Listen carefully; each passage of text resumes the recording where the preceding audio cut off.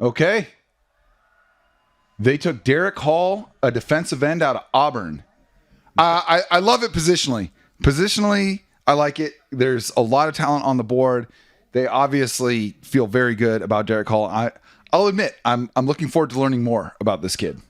The fact that it is more of a guy on the end as opposed to sort of your defensive tackle, that does still leave that question because he's not as big. Like they don't.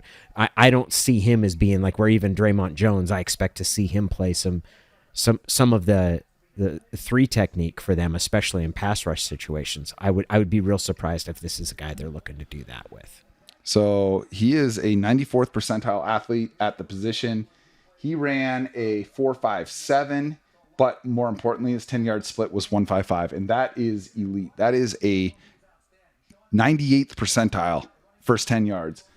I don't know that we've seen that many guys flash. Like, who's the last defensive lineman that they drafted that really popped that? We all thought Darrell Taylor was going to be that guy.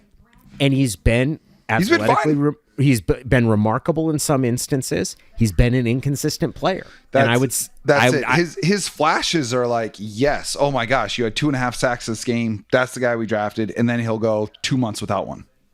I'll be interested to see how they're clearly adding to the depth, which is the idea you get 5-6 guys in there and then say, okay, who's going to earn the snaps? And they're certainly adding to the pile there with Boye Mafe, Darrell Taylor. Uchenna Nwosu is clearly a mainstay. Like, he is going to be the guy that's going to get the majority of the snaps there. And you work in now adding Draymond Jones and now adding a rookie there to see, like, okay, how are they going to distinguish themselves? And the fact is that you need depth there and you need to have a rotation. Yeah. The most beef in college football is in the SEC and the ACC and the Big Ten every year.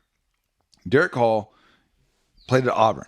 That is a premier SEC team. That is a program that is designed to beat future NFL players.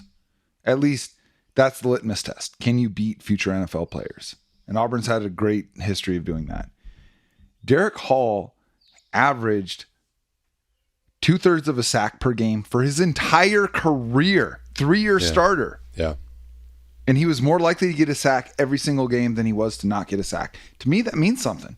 Yeah, I agree. And some of the like the analytically minded folks out there, they've said that for pass rushers, there's actually more predictive power with TFLs, even like college TFLs projecting toward NFL sacks than even college sacks do.